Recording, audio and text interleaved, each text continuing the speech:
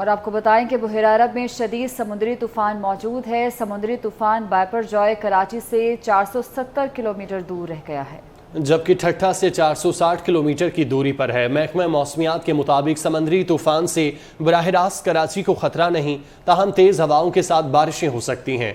इस मुतालिक मजीद जानते हैं, आदिया नाज हमारे साथ मौजूद हैं। आदिया, डिटेल्स बताइएगा।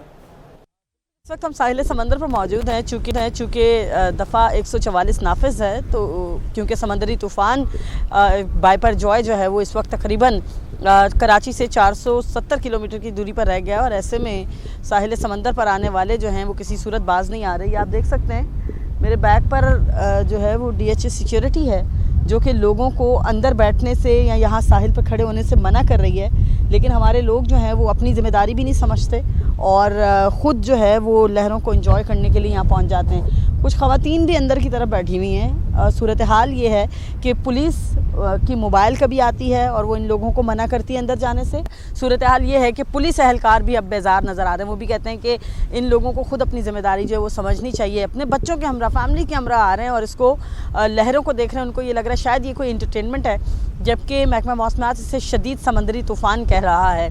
और ये बाइपर जॉय जो है वो इस वक्त कराची से तो 470 किलोमीटर की दूरी पर है, ठट्ठा से 460 किलोमीटर की दूरी पर है। इस वक्त साहिल पर तेज़ हवाएं जो हैं वो चल रही हैं और यहाँ खड़ा रहना जो है वो मुश्किल हो रहा है। ऐसे में छोटे बच्चों के हमरा लोग जो हैं वो यहाँ पर तशरीफ़ लाए हुए हैं और अपनी ज़िम्मेदारी कुछ नहीं रहे। जी, इंतहाई शदीद समंदरी तूफान तेजी से बढ़ रहा है। तूफान कराची से 470 किलोमीटर के फासले पर है। माहीगीरों की बस्तियां भी खतरे में हैं। बात करते हैं राबेल अशरफ से। राबेल, क्या सूरत हाल है? समंदरी तूफान बाइपर जॉय जो है वो शिद्दत अख्तियार कर चुका है और कराची के साहिल से जो है वो 470 किलोमीटर के फासले पर रह गया है। इस वक्त हम मौजूद हैं इब्राहिम हैदरी पर, जहां पर मेरे कैमरामैन इमरान है कि आपको दिखा सके तो यहाँ पर जो है पूरा जो है नहर यहाँ पर मौजूद है और नहर जो है इतनी करीब है कि यहाँ पर करीब ही जो है लोगों की बस्तियाँ, लोग जो है यहाँ पर रिहाइश पजीर हैं। माहीगीरों की जो बस्ती है, माहीगीरों के बच्चे यहाँ पर जो है रिहाइश पजीर हैं। आप मेरे कैमरामैन इमरान है कि आपको दिखाएं तो वो सारी बस्तियाँ जो है कायम है और ये समंदर के बिल्कुल ही करीब ही हैं, जिसकी वजह से अगर कोई खतरा लाहक होगा तो सबसे पहले जो है माहीगीरों की फैमिली इससे मुतासिर होगी। और यहाँ पर देखिए जो छोटी छोटी झुग्गियाँ उनकी कायम है माहीगीरों की, उनका ये कहना है कि यहाँ पर हम 20 साल से जो है रिहाइश पजीर है। लेकिन ये कि अब तूफान के खतरे के पेश नज़र हम इनसे जानते हैं कि क्या मुतालबात करना चाहेंगे हुकूमत से, क्योंकि तूफान का खतरा है और यहाँ पर झुग्गियाँ बिल्कुल करीब ही आप लोगों के समंदर से। बाजी तो हम लोगों को यही है कि 20 साल से हम लोग रह रहे हैं, हम लोग भी तो एहसास मांगते हैं ना, हमारी भी तो जिंदगी है, छोटे छोटे बच्चे हैं हमारे, इनके लिए भी तो गवर्नमेंट को जो ना कुछ करना चाहिए ना कि हम कहाँ जाएं। हम तो ऊपर तो पहाड़ पे नहीं रह सकते, यहाँ पहाड़ तो है नहीं, मगर गवर्नमेंट को यही हम अपील करते हैं कि कुछ हमारे लिए किया जाए, क्योंकि हमारा भी 60-70 घर रहते हैं यहाँ। आज से नहीं 20 साल हो गए हम लोगों को, हम कहाँ जाएंगे। जी बिल्कुल, जैसे कि आपने सुना हमारे साथ माहीगीर मौजूद है। उनका यही कहना है कि यहाँ पर माहीगीरों की जो बस्ती है और यहाँ पर करीब से काफ़ी माहीगीर यहाँ पर रिहाइश पजीर है, उनकी फैमिलीज यहाँ पर रिहाइश पजीर और तूफान के खतरे के पेश नज़र जो है यही समंदर है और यहाँ पर जो है इन लोगों की झुग्गियाँ कायम। उनका यही कहना है कि हुकूमत से यही अपील करते हैं कि यहाँ पर जो है उनके लिए इकदाम किए जाएँ ताकि अगर तूफान का खतरा भी हो तो इस गिर और माहीगीरों की जो बस्ती है वो मुतासिर ना हो। बहुत शुक्रिया आपका। समंदरी तूफान बाइपर जॉय के मुमकिना खतरे के पेश नज़र सी व्यू जाने वाले रास्तों पर पुलिस तैनात कर दी गई। पुलिस की जानिब से समंदर की तरफ जाने वाले शहरियों को वापस भेजा जा रहा है। साउथ जोन पुलिस की भारी नफरी सी व्यू समेत दीगर मकामात पर तैनात की गई है। ताज़ा तरीन सूरत हाल क्या है, शाहजेब हुसैन से जान लेते हैं। शाहजेब, बताइएगा। जी बिल्कुल, समंदरी तूफ़ान बाइपर जॉय के पेश नज़र साहिल पर आने वाले शहरियों को रोका जा रहा है। मैं इस वक्त मौजूद हूँ क्लिफ्टन के साहिल सीव्यू के मुकाम पर और यहाँ पर अगर देखा जाए तो मेरा कैमरामैन फरहान अगर आपको दिखाएं तो यहाँ पर पुलिस की नफरी तैनात है, सख्त चेकिंग की जा रही है, क्योंकि पुलिस की जानिब से समंदर पर जब नहाने पर पाबंदी आयद की गई और वहाँ पर शिकार करने पर पाबंदी आयद की गई, तो साथ ही साथ एक और पाबंदी आयद की गई कि समंदर की तरफ आने वाले जो शहरी हैं उनको साहिल के किनारे पर आने से रोका जाए, क्योंकि जो लहरें हैं उनकी जो ऊंचाई है और उनका जो प्रेशर है वो काफ़ी तेज़ है। किसी भी नाखुशगवार हालात से निपटने के लिए इक़दाम किए जा रहे हैं। यहाँ पर बैनर्स अभी आवेज़ा कर दिए गए हैं पुलिस की जानिब से, जबकि इस क्लिफ्टन साहिल के अलावा अगर हम बात करें बल्दिया टाउन से जाकर जब मुबारक विलेज जाने वाला इसी तरीके से हॉक्स बे हो गया, पैराडाइज पॉइंट हो गया, सेंसपेट पॉइंट हो गया, वहाँ पर भी जो है साउथ जोन पुलिस की जो है नफरी तैनात की हुई है और वहाँ पर जो पुलिस एहलकार तैनात किए गए हैं और दीगर कानून नाफिज करने वाले इदारों के एहलकार जो है तैनात किए गए हैं। उनको भी जो है वहाँ पर इसलिए से तैनात किया गया है कि कोई शहरी समंदर की तरफ जाने की कोशिश ना कर सके, क्योंकि ख़तरा तो है, जान का ख़तरा लाक हो सकता है। तो ये एहतियाती तदाबीर शहरियों की खातिर जो है की जा रही हैं। पुलिस का ये मौक़िफ़ सामने आया है, जबकि साथ साथ ट्रैफिक पुलिस के तर्जुमान के मुताबिक बताया जा रहा है कि जो साहिल की तरफ आने वाले रास्ते हैं, जिससे डिफेंस और क्लिफ्टन के इलाकों से, उन मुकामात पर भी जो है शाहजेब, आपका बहुत शुक्रिया। लाहौर हाई कोर्ट में बुशरा बीबी के खिलाफ दर्ज मुकदमात की तफसील से मुतालिक समाअत। वफाकी और पंजाब हुकूमत के लॉ अफसरान ने बुशरा बीबी के खिलाफ दर्ज मुकदमात की रिपोर्ट पेश कर दी है। अदालत ने दरख्वास्त पर फैसला महफूज कर लिया। बात करते हैं मलिक अशरफ हमारे साथ मौजूद हैं। अशरफ, आगाह कीजिएगा। जी बिल्कुल, आज हाई कोर्ट की जस्टिस की अदालत में कुछ समाअत हुई है, जिसमें उन्होंने अपने खिलाफ दर्ज मुकदमात की तफसील के लिए अदालत से सदा कर रखी है। आज अदालत में एडिशनल अटॉर्नी जनरल मौजूद जवेद अवान पेश हुए और उन्होंने अदालत को किया कि थाना कोसार में बुशरा बीबी के खिलाफ एक मुकदमा दर्ज है, जिसमें उन्होंने तोशाखाना की घड़ी फरोख्त करने में एक जाली रसीद तैयार की थी और इस जाली रसीद तैयार करने पर उनके खिलाफ थाना कोसार में दफा 420, 460, 471 के तहत मुकदमा दर्ज है। पंजाब हुकूमत के वकील ने आगाह किया कि बुशरा बीबी के खिलाफ कोई मुकदमा दर्ज नहीं है। ताहम अदालत ने कहा कि अभी यूनिटी के उसको फ्री क्यों नहीं बनाया गया, पख्तूनख्वा को भी फ्री नहीं बनाया गया, इस तरह दीगर मुकदमा की तफसील से पता चलेगा। तो खास गुजार वकील ने कहा कि वो इस हवाले से इनको फ्री बना लेते हैं। तो अदालत ने मौक़िफ़ सुनने के बाद दरख्वास्त को फैसले के लिए रख लिया है। जी ठीक है, बहुत शुक्रिया।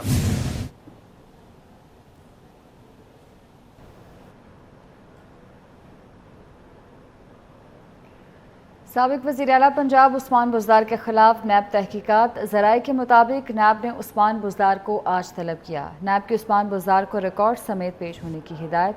सऊद बट से तफसीलात जानते हैं। जी सऊद। आज बिल्कुल साबिक वज़ीर आला पंजाब सरदार उस्मान बुज़दार के खिलाफ आमदन की जायद असासाजात का केस चलाया जा रहा है और उनको आज भी नैब तहकीकाती टीम के रूबरू पेश होने की बाकायदा तौर पर हिदायत जारी की गई है। जरा के मुताबिक उस्मान बुज़दार 11 मरतबा नैब तलबी के बावजूद सिर्फ 2 मरतबा नैब के सामने पेश हुए हैं। गुज़िश्ता रोज़ चेयरमैन नैब ने नैब लाहौर का दौरा किया और बाकायदा तौर पर उनको उस्मान बुज़दार के केस के हवाले से जामिया ब्रीफिंग दी गई, जिसके बाद एक फैसला किया गया कि उनको आज ही तलब किया जाए और उनको कहा जाए कि आपकी जो सवालनामा दिया गया था उसके जवाब आप जमा कराएं। उस्मान बुज़दार पे आमदन के साथ साथ मुबैना ठेकेदारों को मनपसंद नवाजने का और तकरों तबादले का केस भी खोल दिया गया है। इसी तहकीकात के सिलसिले में उनको तलब किया गया। जी ठीक है, बहुत शुक्रिया। तहरीक इंसाफ के सरगोधा से साबिक MNA आमिर सुल्तान चीमा और उनके साहबजादे साबिक MPA टिकट होल्डर मुनीब सुल्तान चीमा ने भी पार्टी छोड़ दी। दोनों ने वीडियो पैगाम में 9 मई के वाक़यात की मजम्मत भी की है। मैं आमिर सुल्तान चीमा साबिक MNA और मेरा बेटा मुनीब सुल्तान चीमा साबिक MPA, हम 9 मई के वाक़यात की पुरज़ोर मजम्मत करते हैं और PTI से अलहदगी का ऐलान करते हैं।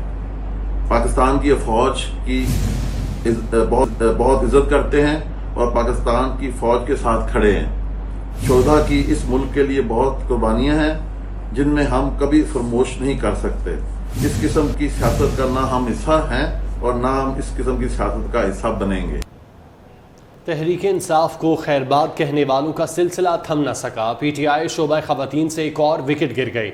सिटी सदर ख़वातीन विंग मुल्तान आसफा सलीम ने भी तहरीक इंसाफ छोड़ दी, सियासत से भी किनारा कशी का ऐलान कर दिया। वीडियो पैगाम में कहा कि 9 मई के वाक़यात की पुरजोर मजम्मत करती हूँ, हमेशा पुरअमन और बाइज़्ज़त सियासत की हामी रही हूँ।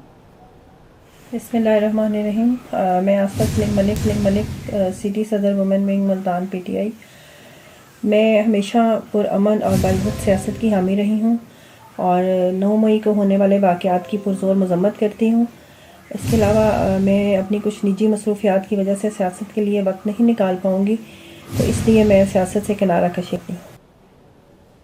सुप्रीम कोर्ट में साबिक चीफ जस्टिस साकिब निसार के खिलाफ सुप्रीम जुडिशल काउंसिल की कार्रवाई रोकने के खिलाफ केस। सुप्रीम कोर्ट ने दरख्वास्त के काबिल समाअत होने पर फैसला महफूज कर लिया। सुप्रीम कोर्ट ने कहा कि केस में मुनासिब हुक्म जारी करेंगे। वकील हिना जिलानी ने अदालत में मौक़िफ़ इख्तियार किया। करप्ट रिटायर्ड जज अवामी ख़जाने पर बोझ होता है। सुप्रीम कोर्ट में साबिक चीफ जस्टिस साकिब निसार के खिलाफ सुप्रीम जुडिशल काउंसिल की कार्रवाई रोकने के खिलाफ ये केस है।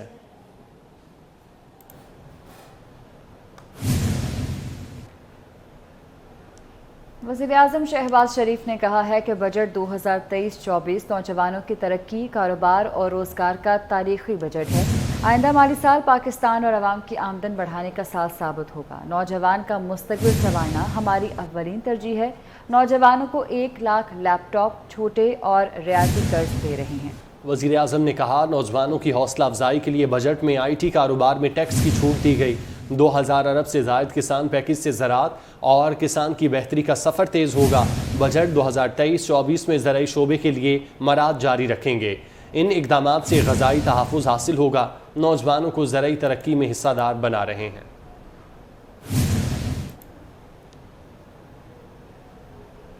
बिजली ₹1.61 फ़ी यूनिट महंगी कर दी गई। बिजली माहाना फ्यूल प्राइस एडजस्टमेंट की मद में अप्रैल के लिए महंगी की गई, जबकि बिजली की कीमतों में इजाफे का इतलाक जून के बिलों पर लागू होगा।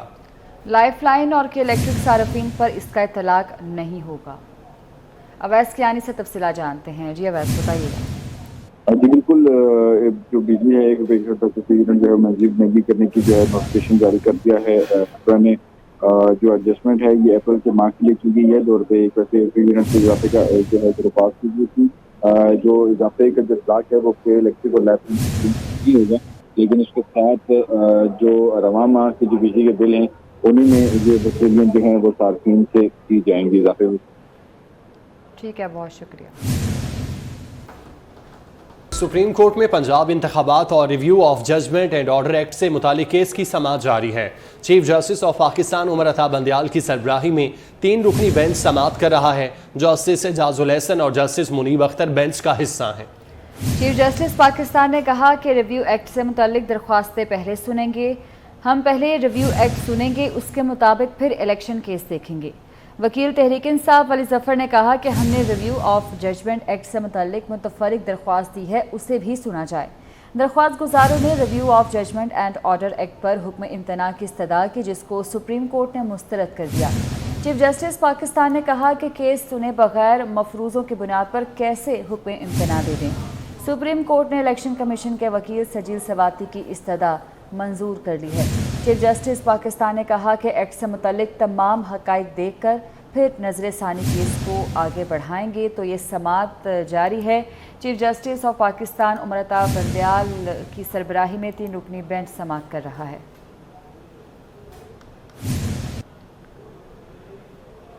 खानेवाल से ताल्लुक़ रखने वाले जूतों के कारीगर की महारत पाकिस्तान का सबसे बड़ा और सबसे छोटा जूता बनाकर लोगों को हैरान कर दिया। मजीद बात करते हैं, मोहम्मद नदीम मुगल हमारे साथ मौजूद हैं। नदीम, बताइएगा इस मुतालिक।